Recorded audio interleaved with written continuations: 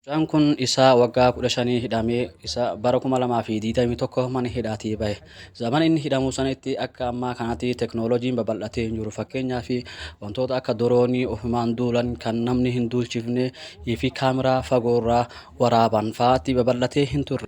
Bara torbaatamoota keessa carraa mana hidhaatiin bahu argateetiin ture. Garuu carraa san itti fayyadamuu hin dandeenye.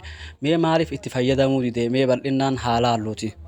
Bara 1953 mucaa kanaa fi hiriyoota isaa lama wajjin gara magaalaa Kaldeebiyaa jedhamtu biyya Ameerikaa keessaa imalan. Yeroo imalan sanitti achi booda nama haatu, nama saamuu fi wantoota adda addaa eegalan. Akkasumatti lubbuu nama lama galaafatan. Ergasii qabamanii hidhamanii to'annoo jala oolaniitiin mana murtiirra dhaaban. Manni murtii erga ragaan itti murtaa'een booda umrii itti murteessan. Isaan kana erga manni murtii itti murteesseen booda mucaan kun murtii mataa isaa murteeffate. Akka amma booda mana hidhaa kana keessa jireenyi isaa ta'uu qalbii isaatti himee amansiise. Akkasumas haa ta'u ergasii jiruu isaa oofachuu eegale. Waa barreessuu, waa dubbisuu, qur'aana qara'uu, ispoortii dalaguu, wantoota garaagaraa mana hidhaa isaa keessatti eegale. Waggaa dheeraa booda mana hidhaa kana barateetiin akka jiruu isaatti jiraachuu itti fufeen. Torbaatamoota keessa warroota umrii daa'imummaan umrii itti murtaa'ee akka irraa kuffifamu badiin isaanii mana murtii ol'aanaa biyyattiirraa ajajni kan bahe. Haa ta'u garuu dhiifama gaafatanii mootummaa akka wabiidhaan bahan mana murtiirraa ajajni dhufe.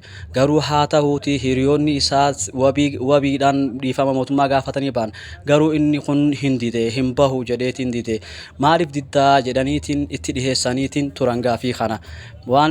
Maaliif didda jedhanii itti dhiheessan.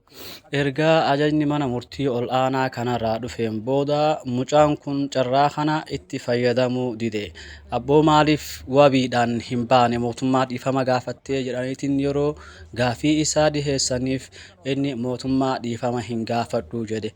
Maaliif jennaan badii an qabu hin jirtu, ani nama qulqulluudha. Kanaafiyyuu mootummaa dhiifama hin gaafadhu jedheeti dide. Haya wabiidhaan bahe jennaan wabiidhaanis yoo bahe ammas akkasuma amma mana murtiitti deddeebi'a. Kanaafiyyuu akkamitti qulqulluu taheetiin mana hidhaatii bahuu danda'a jedheetiin gaafate. Gaaficha isaa manni murtii dhagahee deebii deebiseef. Ergasii mana hidhaatii qulqulluu taatee bahuu dandeessa jedhaniitiin bahe. Isaa waggaa 68 mana hidhaatii gadi bahe. Umrii isaa guutuu mana hidhaatti fixateetiin ture. Haa ta'u seenaa kana maal irraa hubanname yoo gadi qabne